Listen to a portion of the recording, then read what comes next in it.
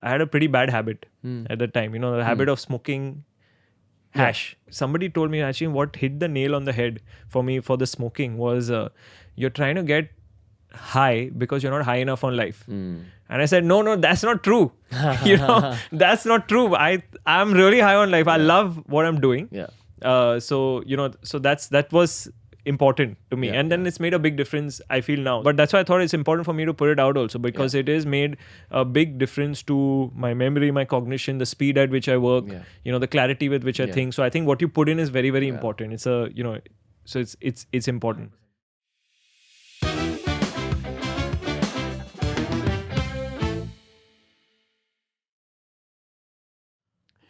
Harshil Karia, my man. What's happening? Bro, so you are the founder of a very famous agency called Schbang. Yeah.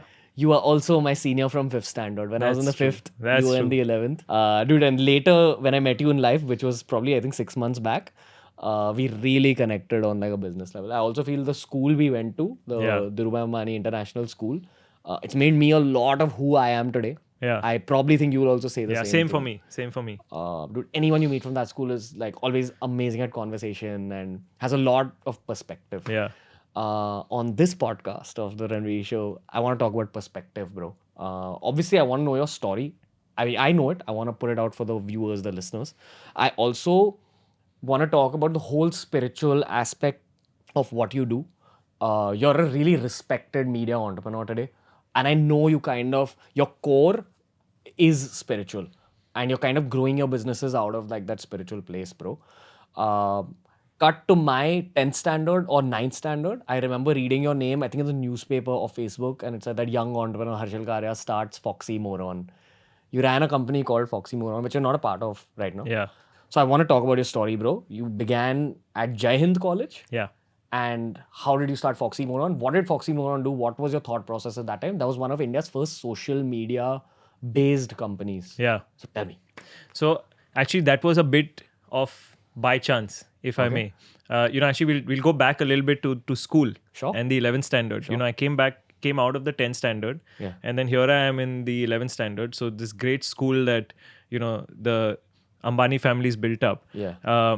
What was so amazing about it was the first time I felt pushing myself to think. So it forced me to think. It forced me to read. It was in one summer that they gave us saying, before you come to school, you have to read 12 books. So, it starts the process of questioning things. And then what happened really is that, you take that through college, and I was taking that through college. So what happened with college is that I didn't choose to go like some of our peers. We didn't choose to go outside India to study. We said there's some huge lessons to learn here. So like Swades, like you yeah, saw Swades. No, not so much. But also I wasn't 100% sure what I wanted to do. Right. So because you're not 100% sure what you want to do, you sit here and you see you will make the most of your time here. So through the 3 years of college in Jai Hind, I was doing college from 8 to 12. And then 12 to 9, I was doing some sort of an internship. So my first internship was coincidentally in advertising with this company called Dentsu, which is a giant in our business right now. And I used to go in there and I used to observe how they structure their workplace. And I said, I love this business. I saw this interesting movie called Art and Copy. And I said, I want to be in this business. Second year, I was in a company. So I stopped going to the advertising company for 1 year. Second year, you are in the business of, we were trying to do these YMAX boxes all over Bombay. So we were setting up YMAX boxes all over Bombay. So I said, I like advertising. I want to do something with tech and advertising. And the third year, I set up, this great guy, Rajiv Dingra. He runs a company called What Consult right now. He used to run a blog called What Blog that time, web advertising technology. So, that was the birth of the TechCrunch and Mashable movement. And which year was this in? This was 2007. Okay. And we were going to conferences like Proto.in, Underground, where you're interviewing Myntra's just sort of come alive. So many Flipkart's just come alive, and you're interviewing the founder. So I was basically a podcaster then. Nice. Creating podcasts and writing blogs for 1 year there. So those were really interesting times. And I said, there's 3 years of this. So then I said, I will study this advertising thing, do these internships. And then I got out of college. And all of these experiences in college, I'm like, now I got to put this all together. And very honestly, the thing is that starting salary at the time was some 15,000-16,000 bucks. So I said, what's my opportunity cost? Do I even if I take the risk and even if I try to do something on my own, I'm not going to be losing too much. So fortunately I was not in a position where losing that 16,000 bucks would mean the world to me. So I said, okay, let me give it a risk. And that's when, we got together, 4 of us, friends, to set up this company, Foxy Moron. What was the intention that you all will do social media marketing for brands? Yeah. So when I joined, I was the last guy to join in. So they were doing some experiments with doing some branding work for people, some t-shirt printing business. And then, I was obviously watching the stuff with Whatblog, and I said to them that, bring me in. I will bring in the social media marketing element. So I came in with that approach, and then we essentially decided to steer and said, let's make social media a mainstay. And that time, the big lessons I had at the time, we were trying to build a business we were essentially trying to build what we didn't know at the time. We were essentially trying to build a services business. Right. And what we needed to do was, is for a market which was unknown. People didn't know social media marketing. So I still remember that we used to go, take the train from VT and go on the central line, or take the train from Churchgate and go on the western line, trying to meet company after company. And we used to do this 100-slide presentation on what is social media marketing. Wow. So we used to just try to educate companies on that. And then, small companies to medium-sized companies to then we got our first big break. Cadbury, somebody decided and said that, come and meet. I don't mind if you come and meet. So we did this whole 100-slide presentation with him. He said, okay, looks like this guy has some, he's worth working with. Knows what he's talking about. He knows what he's talking about. Maybe he doesn't know what he's talking about, but he's worth working with. So we got, we got a contract simultaneously from Cadbury's, and our first other contract was with a cosmetics company, Maybelline New York. And they were both working with large legacy agencies, Maybelline New York at the time working with Lodestar Universal, part of the IPG group, big American company. And Ogilvy was working with Cadbury. So good chances you got to make, those little chances that you got to make the most of. So on Maybelline, we did a great job. We had 6x of what their previous guy was giving them. Wow. In terms of absolute output. If you look at, the impact on the money spent and the output earned and the impact on sales was 6x of what they were getting earlier. So they said, okay, fine, we're going to now sign you on an annual contract. And the same thing kind of happened with Cadbury's. And then once you're in these two groups, then it's automated. It's automated because the other guys are talking to you saying that, okay, now you are good. Let me talk to you about my brand also. So in Cadbury's, after our first brand was Bourneville chocolate, dark chocolate.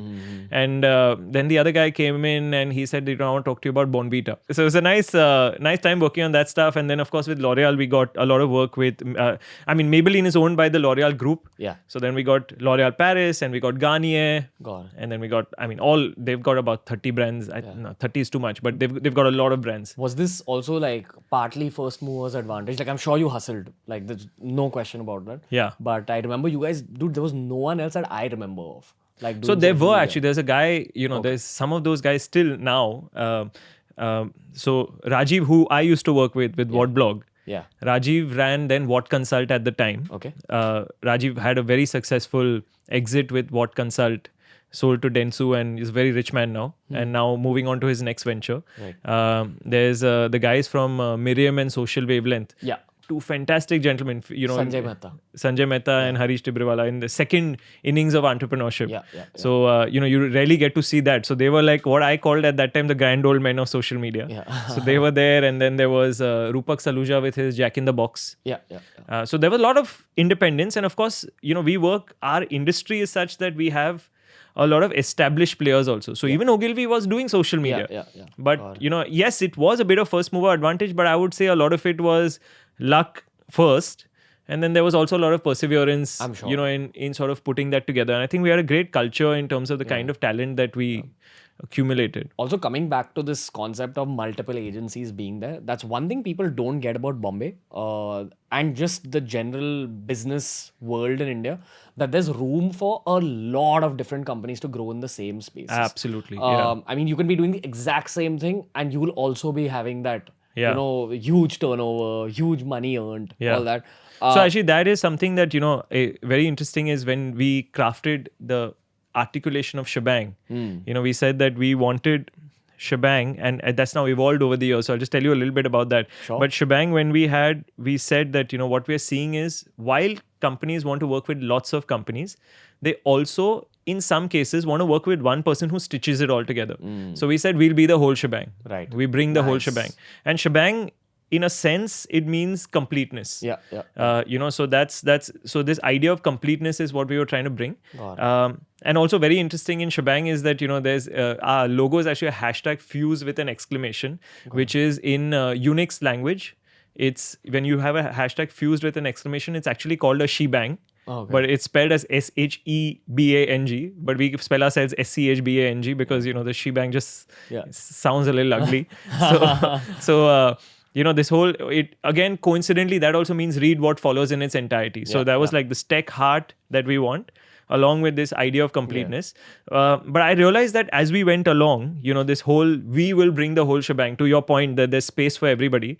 What we realized is that, look, we may not be everything for everybody, but we will help our customer or the company that we serve become more complete. So then we say, we deliver completeness to the company where it needs. Right. So this idea of shebang, from being the whole shebang to helping companies deliver completeness, is what we are now in the journey of evolving to. Like tailor-made solutions for... Yeah, I mean, we do work across the spectrum. So, we are, for some companies, we're doing process re-engineering, where we're listening to the employees and trying to understand, where the process gaps are, and we're doing process re-engineering. We're doing television commercial, we're doing corporate AV. We've just made a 45-minute feature film also. Wow. So, this whole, I mean, wherever you see the area for completeness to come in. Yeah. Because that's what we try to then bring in. But bro, I want to go back to Foxy Moron. You exited the company after 5 years of being there. I finished 6.5. Yeah. On a personal level, what happened? Like, why did you figure that, wait, need to stop, need to start something else? So for me, what happened, I did introspect about this for a lot over the last few years, So I think first thing, I didn't have a very clean exit. I'm not so close with my friends who I used to run it with then. So I think that I would say first I a little messed up. Okay. I don't have regrets about what I did, but I did look back and I said I have some regrets about how I did it. We were running the company together. Essentially, from my standpoint, the way I saw it was that we weren't seeing the future together in the same way. Like there was a different vision. So that's through our conversations, that's what came out to me very clearly. And so I said, I need to move on. I was feeling a little kind of Got it. Compressed, choked. So I said that's, I need to get out of this. What also happened is at the time we were, it's written about in the press, we had a very good acquisition offer by one of the giants of our industry. That acquisition offer also had a, sort of a timeline which was fairly long. So I said that, hey, I'm not seeing the future the same way with these guys. So wait, they told you that, okay, we'll buy out your company, but you have to serve in the company for a certain amount of years. Yeah. And you would have pocketed like a huge amount of money at the end of those years. Yeah, you get money through every juncture. Okay. So you get money on day one of signing and then year 1, year 2, year 3, year 4, year 5 and so on. Plus I'm guessing you'll be paid a salary or something like that. Yes. So your what they call in our industry, they call it an earnout. So in most service sector industries, if you manage to sell your company, then the guy who is buying your company will essentially want to lock you in with an earnout. Got it. Because what he'll want is that, the service company runs because of you. Yeah. Same culture, same vibe throughout the company. So you guys have with Monkey and then, you got this one kind of, you are specialists at this one thing, but it's the people who make the service. Yeah, 100%. So essentially in the service business, when they are trying to buy you out, they will want you to stay at least for a certain period of time. And the great companies which acquire are the companies which are able to retain talent even after the acquisition period is over. But so they wanted us to do that. Now, my thought process at the time was that I'm not necessarily aligned. 4 of us are not aligned. I don't see us as 4 of us aligned. I'm not seeing our value system the same. So let me get out. So actually the day we got the offer, the next day I resigned. I was very clear. The next day I resigned after we got the, what you call the first offer.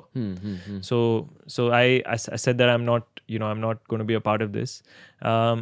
It became a little, I think what I could have done better is that maybe done a transition of 6-8 months because I was also running a lot of the operations. Right. So I said that, I want to switch out as easily as possible and as quickly as possible. So I think that's where it got a little messy. I think, of course, from their standpoint, I'm in a similar line of business now. Although in the early days, we didn't compete for the same customers, but now we would compete for the same customers. So we are in the same line of business. Although I am happy that, by all, outside measures, I think as Schbang, we are doing better now. And I still own my, 25% in Foxymoron. But that is what I wish I could have done better. And so from my point of view, to answer very simply, alignment with thought process and alignment on values is what led me to, rethink continuing to work. So dude, I want to go back to that mindset of yours when you had just sent in your resignation. You're sitting at home. You don't know what you're going to do next. You're like, what have I done? Partly. You're like, I want to build something big. Partly. What was happening? So you were married at that time. I was. You just got married. I was. But go on. So I'll tell you, if you have to be honest, I'll just be fully honest. Okay. Yeah. So I'll tell you why I was not in my right senses also, I think.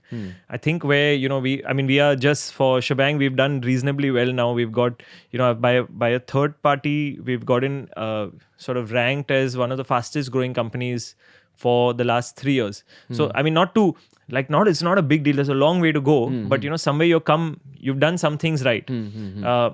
But at the time, I think I left. I had a pretty bad habit at the time, the habit of smoking hash. Yeah, we've all been there. Yeah. So I had a pretty bad habit at the time. I've just putting it out there, and I've spoken about this on the podcast in the past also. I had a bad habit of edibles, like marijuana laced edibles. So I think that's a bunch of us entrepreneurs, and it's not just you and me. It's a lot of entrepreneurs. Yeah. So now I'm out of it completely. And we have spoken about this, and that's one of the things we connected over also. But at the time, I remember, I think I got damn lucky because I was out. I was earning a good, nice, fat salary. I was, somebody's willing to buy our company. I decided to get out. I think somewhere the fact that I'm saying that I messed up the exit is also that I didn't fully think it through. I wasn't necessarily thinking it through fully. I wasn't kind of seeing the consequences, the ramifications. I wasn't, protecting myself also fully. So from that standpoint, where I was there is, and at the same time, yes, I was very excited about what we could build further.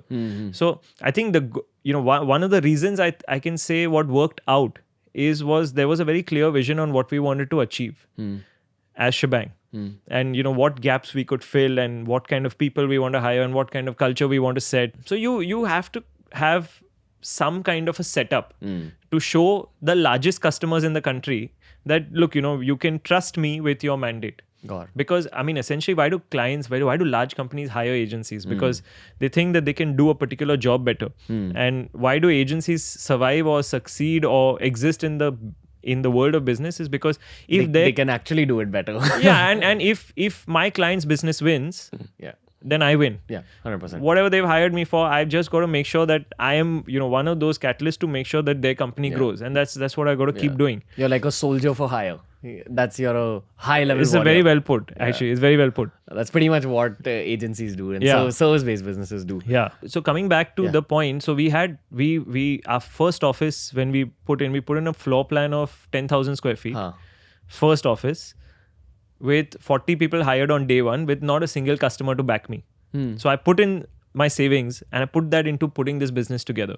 So I was for the first 6 months shitting bricks because you can put it on a business plan. You can write that, in the first year, you will have a working capital loss of 1 crore rupees. You can put that on paper, but when it actually happens and it's your own money and it's bleeding out, then you nobody can explain that feeling to you. Because then things start going crazy. So in my first year and a half, we were bleeding money as per the business plan. We were gaining customers also. Our gap was falling, but we said that we want an initial outlay because we want the customers to trust us, and we want the biggest customers to trust us. And actually 2 customers trusted us at the first time. One was Finolex Industries and one was Godrej Consumer. Finolex is a conservative Sindhi company, Godrej is a conservative Parsi company. So I felt that's great because when you have 2 giant companies which are conservative backing a new house, it sends a great signal to the market that the old legacy guys say, okay, this guy is okay to work with.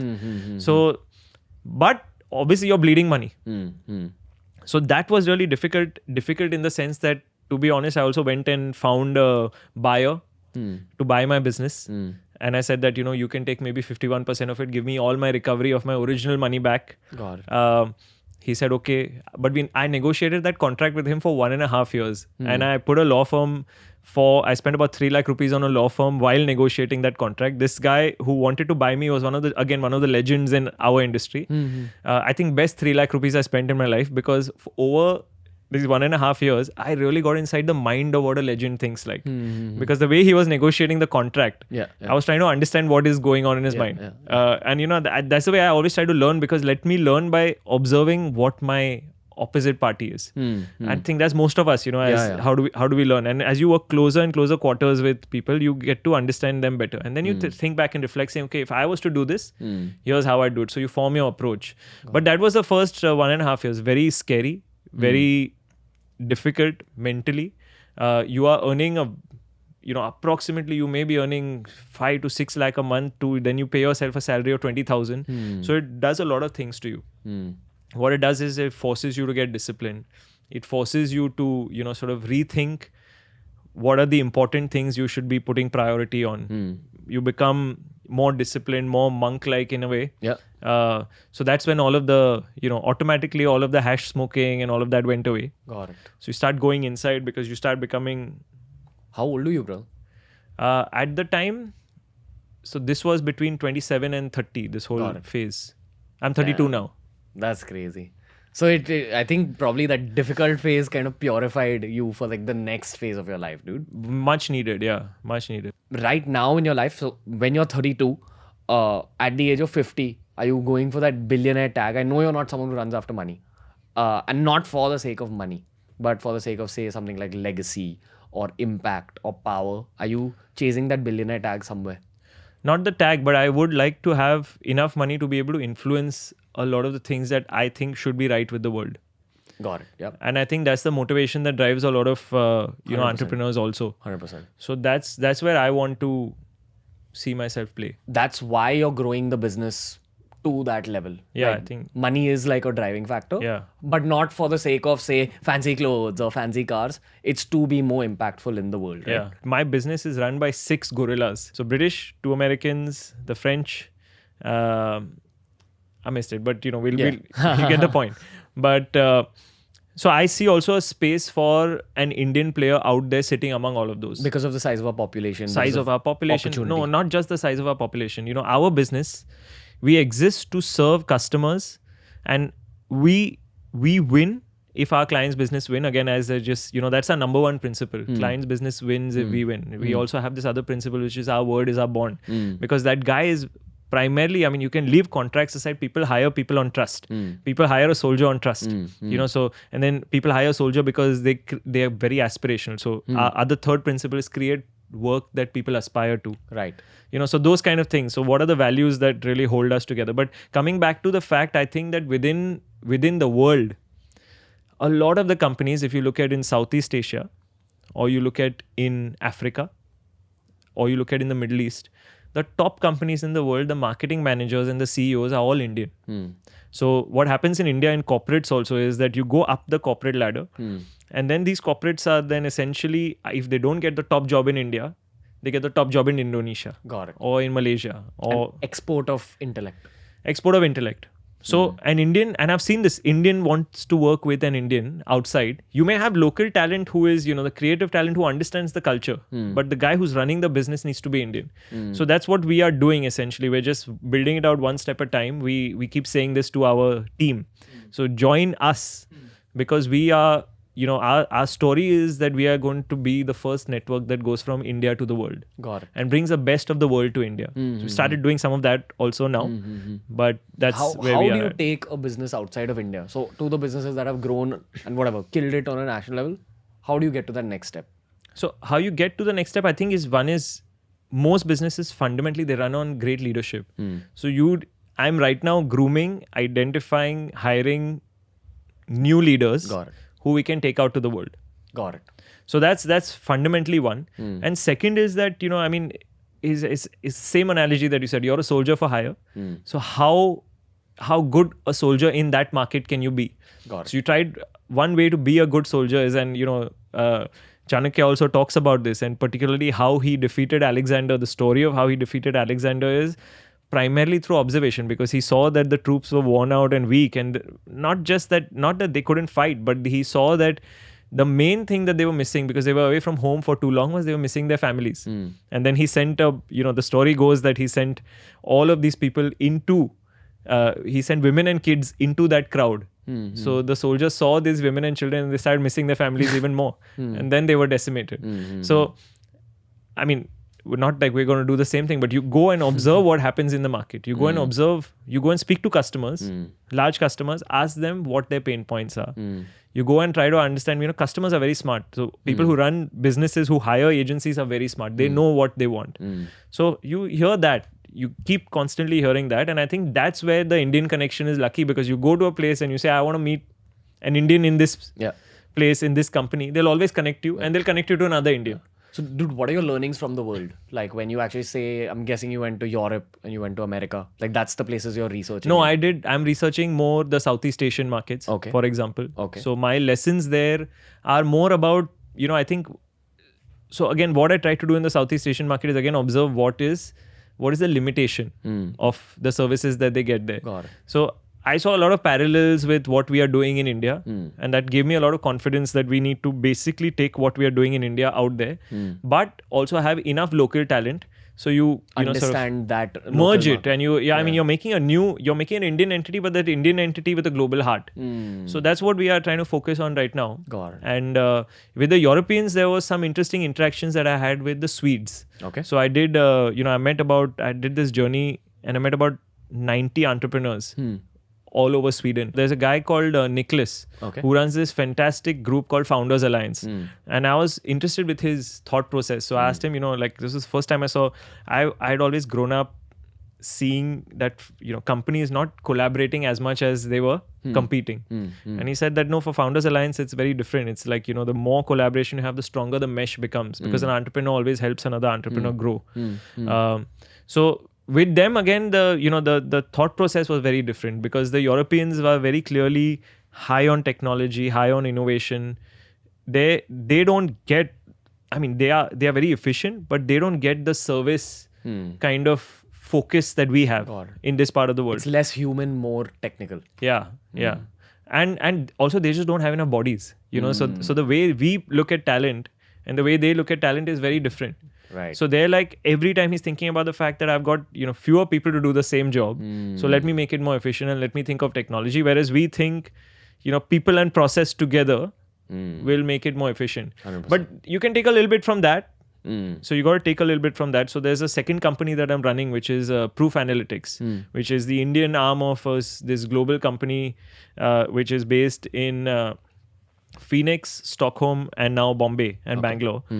So we run with Proof. What we do is we essentially do a science called marketing mix modeling. To put in very simple words, we tell large companies who spend over between 50 to 100 crores on marketing. We tell them that on every rupee spent on marketing, what was your return on television versus print versus digital? So 1 rupee in on TV gives you how many rupees out, and 1 rupee in on X channel gives you how many rupees out. So we do that through mathematical modeling, and we've got, we do that through a combination of software which is built on a machine learning based platform and, human analysis. So we've got data scientists in the team who sort of do that. So that's what I'm trying to learn from those guys. Like better marketing strategies through studying numbers, studying data, studying patterns, things like that. Exactly. Got it. Crazy. And you're running basically a marketing company. Yeah. So I'm dead sure that there's collaboration. Yeah, because again, this comes back to, what Radhakrishna Pillai said on your podcast again. It's all aligned. Yeah.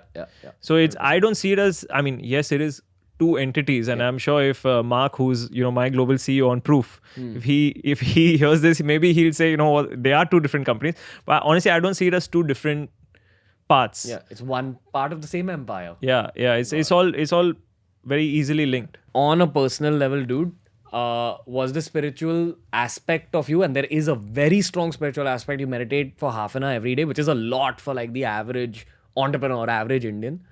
Was this always there, or this happened once Shbang started to happen?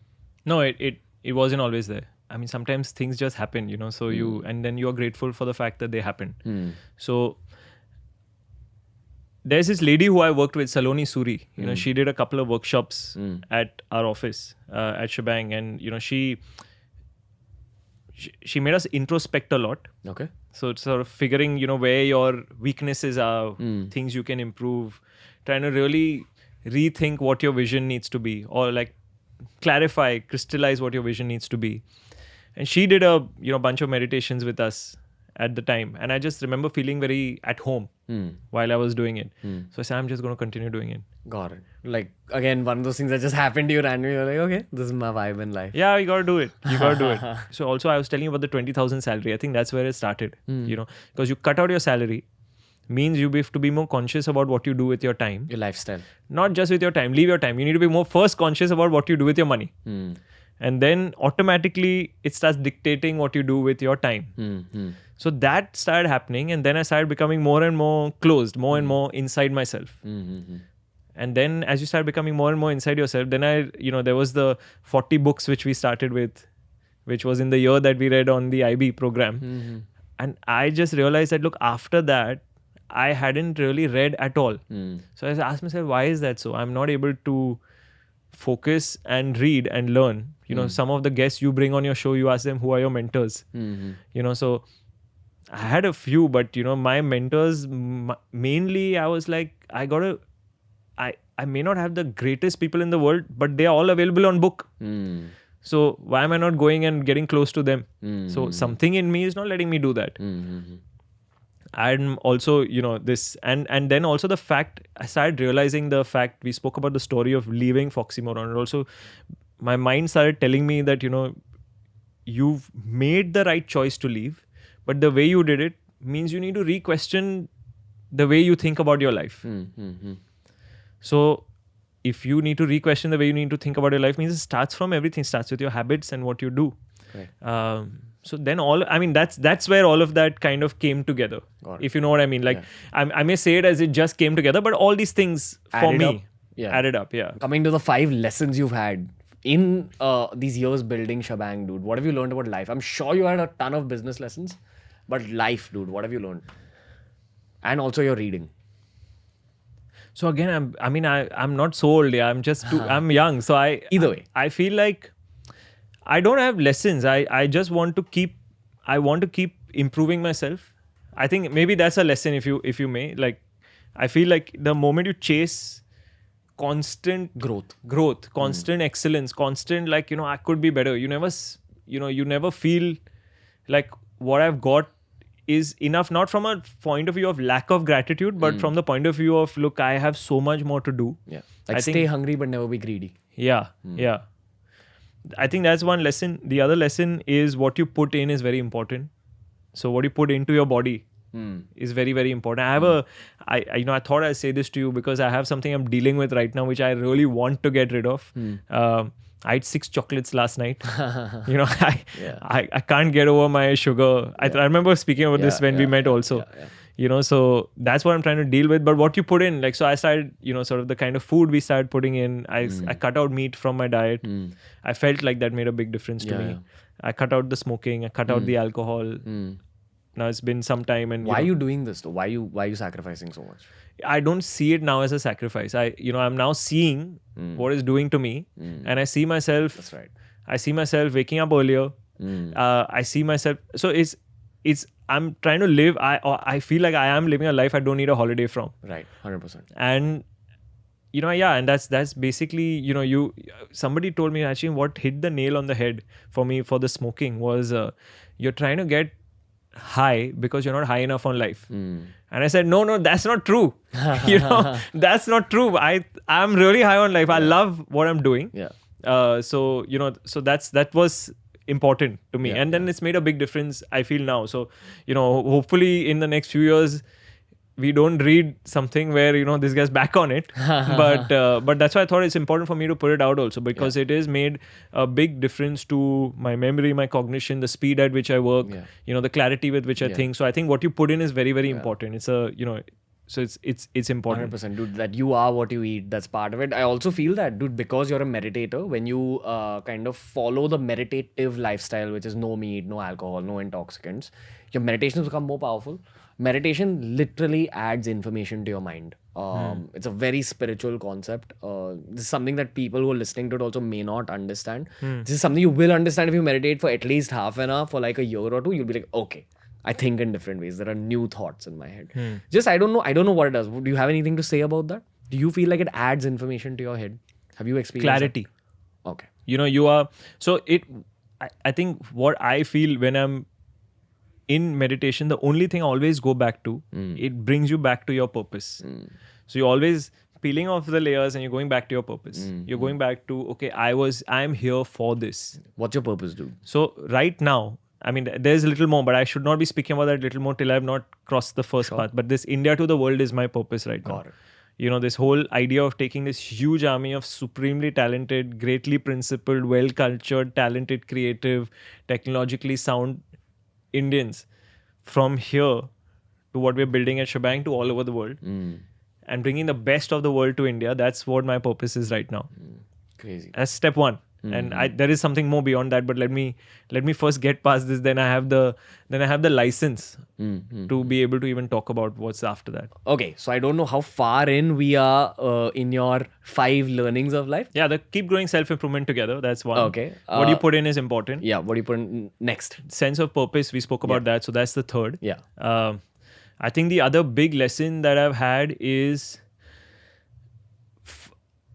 I think all of us need to have, an ally in terms of something else beyond our work that keeps us really fulfilled. And a person? No, an ally in terms of like I have music, so I love doing music. I'm now, what I'm learning to play the sitar and I'm doing my vocals. So I love doing that, and I feel like that energizes me creatively. So I feel like that's another big lesson. I used to, just long story short is I was one of those kids whose mom forced him to do music class when he was young. I then hated it. I rediscovered it at 29. Found a guru who's, got me back into classical music.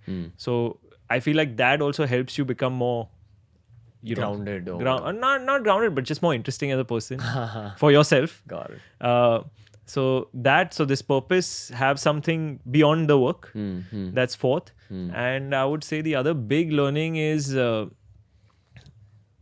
really big learning is, I think you have to learn to respect people for the beauty that is in them. If you can see the beauty in people, and that is what I'm, that's a new lesson every day. But if you can see the beauty inside people and unlock most of that beauty, especially for a service entrepreneur. Yeah, 100%. That's the most important thing. Yeah. Get the best out of people and accept them even with their weaknesses. I feel it's not accept. I feel see what's beautiful in them. Okay. Just focus on the good stuff. Yeah, because you don't need to accept anything if they show you what's great about them all the time. Yeah, 100%, bro. So you're a really understated guy. I feel you're too in the process, so you don't talk about very larger than life things. But I'm going to talk about someone who's always in my mind. That's my biggest idol in the world. That's LeBron James. Okay. I follow him inside out, follow him on social media, watch every single interview. I am obsessed with LeBron James to another degree. And he has a hashtag called strive for greatness. He'll always put that. He'll put a very motivational caption, and he's really that guy. He strives for greatness. Manish Pandey, a mentor to me and a friend of yours. I'm sure he's mentored you also at some point in some ways. Yeah. He's also gotten into basketball, and he's been watching matches. And he said that basketball is one of those sports where everything about a person comes out when they're playing because the court is so small. You can really tell what this guy thinks of his teammates, what this guy thinks of the opposition, what he thinks of himself. And he's also been watching LeBron. LeBron's a guy who's known for assisting, like helping his teammates, making them rise, like, you know, getting the best out of them, focusing on their beauty. And at the same time, when need be, stepping up and becoming like the centerpiece. Instead of assisting, just scoring himself. If he figures, okay, my teammates aren't able to step up here, I'll do it myself. Wow. He's also a very like flamboyant guy. So the way you said that, you know, find your purpose. So while you were talking about your purpose, I was thinking about mera kya purpose hai? And I realized, wait, dude, mine is totally strive for greatness. Like, be that focal point. Like, I want to be a LeBron. You're making everybody who watches you strive for greatness also. Yeah, that's like, I'm LeBroning with like the whole audience. Yeah. But man, from one LeBron to another LeBron, I see a huge LeBron in you. So I really, like, I think you're on the same zone. You're just not a flamboyant guy because you're not a YouTuber. You're not a self-obsessed YouTuber. But man, it's always a pleasure talking to you. Thank you. I hope you keep Thank growing. you again for calling me. Arey bro, and thank you for, it's a really, honestly, it's a huge honor. Yeah, to be invited by you. And because I always look, you know, from the point of view of hearing all your stories and seeing the transformation in your journey and seeing you find your purpose. You know, you say that actually it's already instinctive in you, your purpose. Yeah. So great respect for everything that you do. Yeah. And I was like, you know, I mean, more than the people that you invited, I felt it was a great conversation for me to be able to sit in the room with you and have it. No, it was good. And I think also I'm equally grateful that, you know, we have this friendship, which we found finally after many years. I'll tell you, in Ambani, you either despise some of your seniors or you have respect. It's always black or white. It's never, hey, he's just my bro. I have a lot of respect for you, dude. I always had respect for you. Like from the day I read about you starting Foxy Moron. So साथ में हम दोनों आसमां को एक दिन छूके आएंगे. Guys, that's a DAIS slogan. That's a DAIS song. But it's great. I love the song. I mean, for everybody listening, it always sticks to me, you know, because it is also in that is greatness. It says आसमां को एक दिन छूके आएंगे. जो कोई ना कर सका वो कर दिखाएंगे. Yeah, that was damn the feels, bruh. Our school calendars had this line: dare to dream, learn to excel, and I've followed that to the T at every stage of my career. That school has made me who I am. So to DAIS, man. To DAIS. Okay, guys, I'm going to be linking all of Harshil's handles down below. Make sure you go follow, make sure you go subscribe. I hope you gained a lot of value out of this podcast. Harshil, one last line message to the youth. This is tough. That's it. That's your line. Yeah, this is tough. Okay, let me give you one. Strive for greatness. Cool. See you guys.